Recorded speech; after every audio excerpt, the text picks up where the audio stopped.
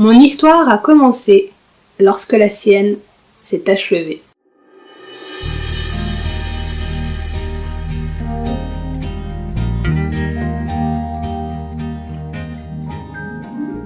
Bonjour à tous, je suis ravie de vous retrouver pour cette nouvelle vidéo sur ma chaîne.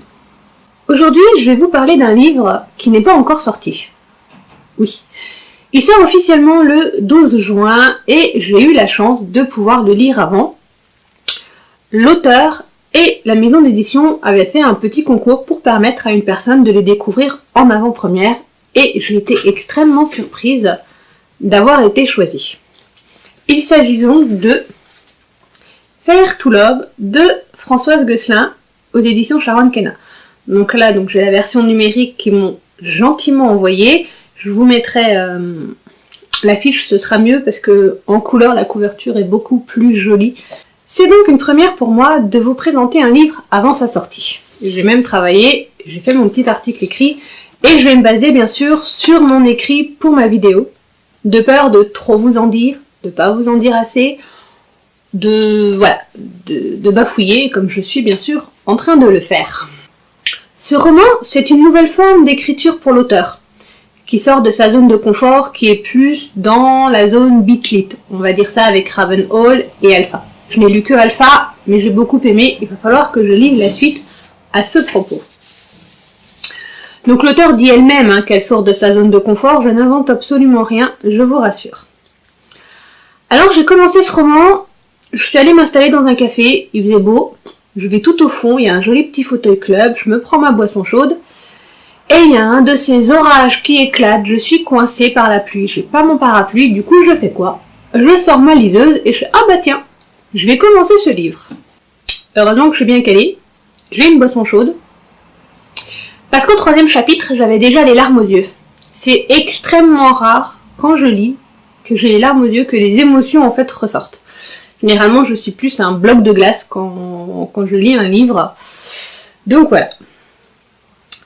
Ce qui m'a plu également dans ce livre, c'est l'alternance, la découpe du livre. C'est-à-dire qu'il y a une citation, donc vous avez chapitre temps, une citation, le récit en lui-même du livre, et on finit le chapitre par un passage du journal intime de l'héroïne, et ainsi de suite.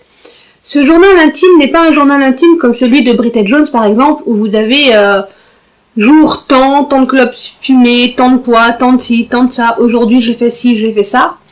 Là, pas du tout. Ce journal intime-là, c'est plus un questionnement, une remise en question, des réflexions assez profondes de la part de l'héroïne sur ce qui se déroule, sur ses pensées, sur son passé.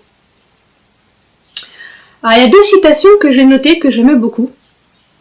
Le temps ne guérit pas toujours la douleur, mais il t'apprend seulement à vivre avec. Citation d'un auteur anonyme. Au pied de la falaise, n'abandonnez jamais. La vie est un combat que chacun d'entre nous doit gagner. Donc c'est une citation de Laurent de Mancy. Donc il y a des citations comme ça à chaque chapitre, et j'ai beaucoup aimé. J'ai demandé rapidement à l'auteur quelle était sa citation préférée de son livre, et elle m'a répondu j'aurais bien rajouté la citation en plus, mais en fait, sans faire exprès, la première citation que j'ai mise est la citation qu'elle préfère. Alors, Faire to Love, c'est quoi? C'est une histoire de vie. On y rencontre donc Margot. Margot qui reprend ses études après un petit moment d'arrêt, suite à une hospitalisation, mais du coup, c'est également un changement de vie. Elle se retrouve, on va dire, loin de chez elle, dans une université où elle ne connaît personne, et ça lui va très bien. Elle cherche à passer un peu inaperçue, passe-partout, avec un jeans, un sweat à capuche un peu trop large. Elle a un sale caractère, oui, je le dis. Elle a un sale caractère parce qu'elle envoie bouler tout le monde. Une jeune femme arrive, nommée Gwen, se présente à elle, essaye d'être amie avec elle, d'être sympa avec elle en la rencontrant. Malheureusement, Margot l'envoie bouler, comme tout le monde. Mais Gwen est tenace. Petit à petit, les 2 jeunes femmes deviennent complices. Une amitié naît, elles sont limite inséparables. Il y a aussi Kyle, le jeune homme qui essaye désespérément de devenir l'ami de Margot, mais qu'elle n'arrête pas d'envoyer bouler. Là, ça commence à se compliquer. La routine de Margot commence à bien se passer, les cours, les sorties avec son ami, même s'il y a des choses qu'elle ne dit pas, de ce qu'elle fait, de son passé, de tout ça. Dès le début, je sens bien que Margot nous cache quelque chose, un lourd secret. J'en devine quelques brides. Je suis pas trop loin de la vérité, mais je vais pas vous dire ce que c'est, parce que sinon pour vous, quel est l'intérêt de lire si je vous dis tout à l'avance? Et tout à coup, la routine est cassée. Le pire cauchemar de Margot arrive devant elle à l'université. L'homme qu'elle cherche à fuir depuis 5 ans. L'homme qu'elle cherche à oublier, elle l'a devant elle, nez à nez. Et il est prêt à tout, mais alors à tout pour la récupérer.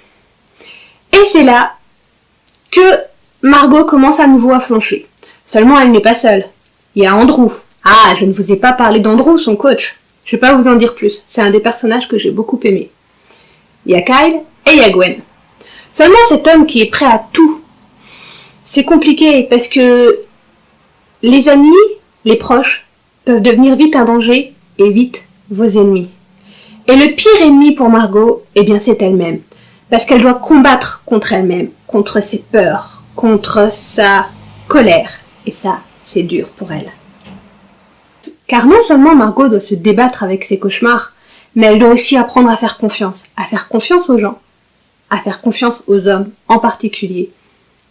Un en particulier pourrait peut-être l'aider à surmonter tout ça. Kyle, Andrew, lequel des deux, je ne vous dirai pas.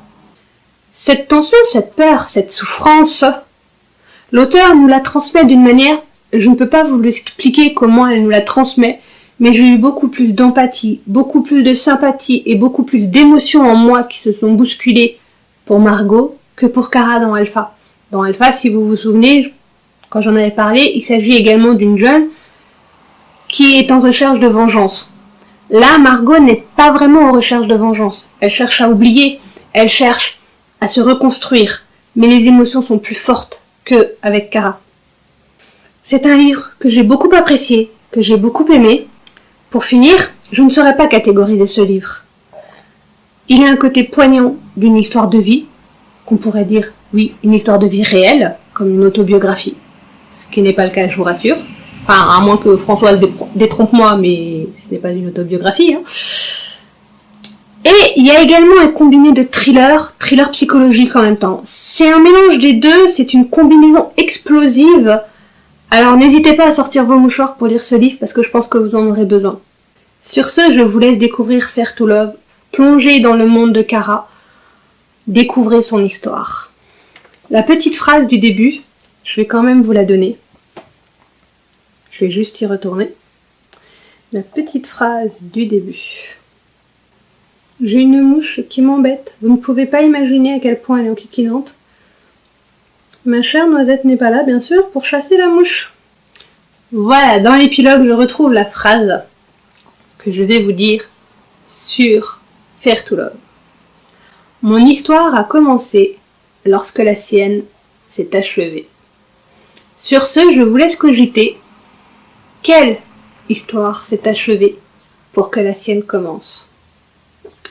À vos mouchoirs, à vos lectures. Ciao, ciao!